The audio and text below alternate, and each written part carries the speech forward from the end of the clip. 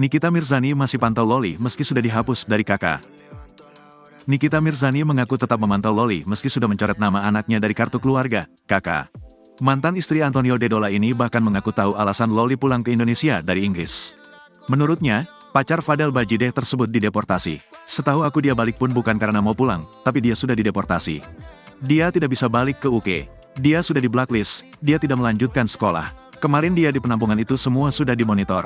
Makanya mau nggak mau dia harus balik. Makanya dia dipulangkan, ungkap Nikita Mirzani, Kamis, tanggal 28 Maret tahun 2024. Lebih lanjut, pemain film komik 8 ini juga belak-belakan masih memantau Loli.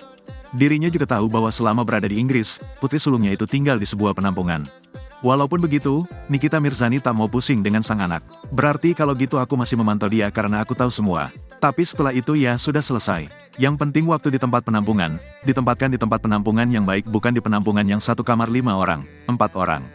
Dia satu kamar satu, kayak apartemen, jelas Nikita Mirzani. Selain memantau, Nikita menambahkan masih mendoakan Loli. Kalau dari keluarga sudah mengikhlaskan, tapi sebagai ibu tetap mendoakan. Tapi sudah selesai, aku orangnya kalau sudah tidak ya tidak, biar nanti waktu yang mengubah semuanya untuk setahun, 2 tahun, 3 tahun gak tahu kapan.